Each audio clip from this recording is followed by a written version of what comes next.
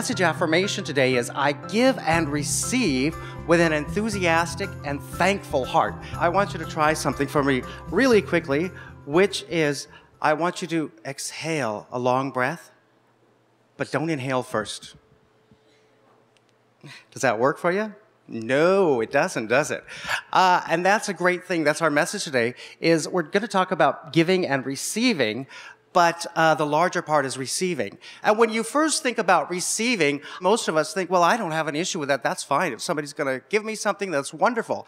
You know, we all have children or, grandchildren, nieces, nephews. And at one time, the child has maybe drawn you a picture and proudly given it to you. And of course, you receive that with a grateful heart.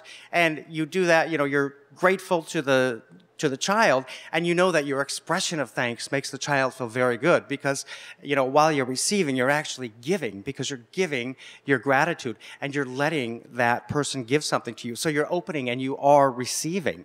But how many times do we think about maybe you're unloading the car and somebody says, can I help you with that? And you know what? You want to be in control because you want everything where you want it to be. So, no, it's fine. I'm okay.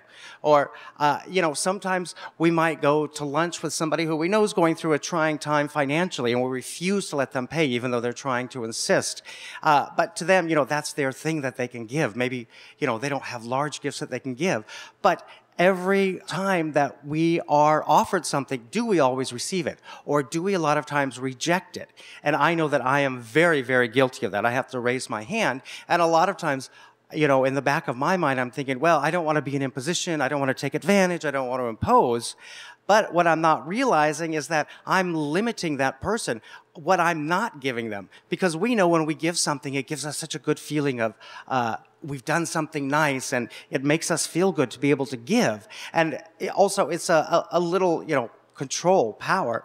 So if we think about this and we look at it very, very statistically, and all we ever do is give because we get that feeling of control and power, think about how we're taking that away from other people. We're not letting other people in our lives enjoy that same feeling of wonderfulness and accomplishment and, some power and control over things in life because they've been able to give and you have received with a very open heart. And you've received and you've allowed them to give. I was reading, and this was such a great time to talk about this because Unity magazine this month had several articles that dealt just with this, the giving and receiving. And one article that I really liked a lot was a woman was talking about a dog that they had, their family dog, for years and years. And apparently this was like a really great dog because it sort of self-fed itself. They would just put out a bowl of food, and usually it would take the dog a couple days to get through it, and it was fine. But over time, the woman who wrote the article noticed that as the bowl got lower, the dog would come and eat about half of what was there and leave the other half. And soon it would be half and half and half. And that's fine, because you can go half and half and half for a long time. But obviously, each portion is getting smaller and smaller and smaller. And so as she saw this, she was thinking, this is a great lesson I'm learning from this dog. Because first of all, I want to stop and stand back and ask myself this question: does Spirit wait until we have used our current blessings to give us more? And this has a lot to do with the giving part, because a lot of us, of course, were raised to be, very conventional and very conservative. And, when you work, put a portion of your paycheck aside, save money, build this nest egg, have this safety net. And a lot of people in time, they learn to get to this place where they have to have that. And so when it comes to giving, they feel they don't have that opportunity. No, I have nothing to give because I have to save this, or, I have to be careful about that. And they become afraid about the lack of supply. So they've got a stockpile. They've got a stockpile because they're afraid that there will be no more supply. And so just like this poor dog would go, half and half and half, smaller and smaller portions, because, obviously he didn't have the insight to know for sure every time the bowl would be refilled. And of course it was all the time. And so we as New Thought students know that God is the source of our supply. So when you look to your supply and you think, well, I really can't give. And there's a myriad of things that people can give. A lot of times we don't have the monetary resources, but you know what? You can help. Just like I was talking about, the things that sometimes we discard. No, I don't need help with the groceries. No, I don't need help with the lawn. No, I don't need help with that. And we discard people's offer of help.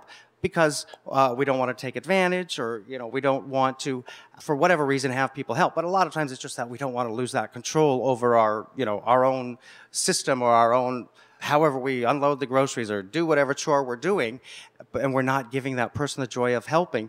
Well, we also have to be very, very mindful that we do have things to give, that our supply is there. But by limiting what we give, by just halving and halving and halving, perhaps we aren't allowing supply to come to us the way that it needs to. We've talked about this before, the analogy of the glass. Once your glass is filled with water, if you always keep it full, you never consume any, there's no room for any more. If you don't use up your supply, no good new can come. And in the end, you're going to be left with this stale, tepid glass of water that nobody wants. So the reality is, don't be afraid to use your supply. Use it for you. Use it to give. And this is part of our universal law of giving and receiving. So we have to think of that also, that we want to be cautious not to over-hoard or stockpile our supply because we're afraid there's not going to be any more. Because we know that God tells us that His supply is endless, and God is the source of our supply. So we needn't worry about that. So when we think about these two things going hand in hand, receiving, open up, receive with a joyful heart, receive with great appreciation and thankfulness. And a lot of times, even if it is going to disturb your workflow or disturb, how you like to deal with things, a lot of times realize that you're giving somebody the satisfaction of knowing that they've been able to reach out and help. So by receiving, we give. And it's very important to receive graciously and with a thankful and enthusiastic heart. And our question this week, so as you go home and you begin to go through your process and your chores and your work this week, ask yourself, do I graciously receive? And also, do I have faith in supply? So this here, we're talking about, again, the universal law of giving and receiving. And so we need to have faith in our supply. We need to not, be like this poor dog and half our rations, because that bowl was always going to be refilled. God is always going to resupply you. So don't get to a situation where you feel like you have to start, minimizing what you can give or minimizing what you consume, because God is the source of your supply and He's going to give it. And it's also important, again, to receive graciously. Even if you think it's going to hamper your own workflow, realize what you're giving. Remember that joy when that little child brought you that drawing, and how that you gave that child so much joy by, hugging them and raving about how incredible the drawing was. You gave that child so much joy.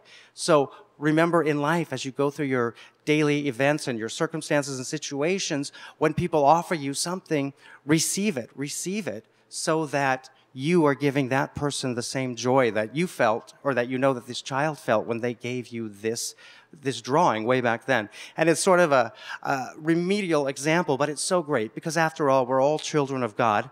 No matter, if we're 20 or 60 or 160, we're all children of God, and we're all going through this human experience, and it's pretty much the same from beginning to end. And the good news is that we are able to give and receive freely and abundantly.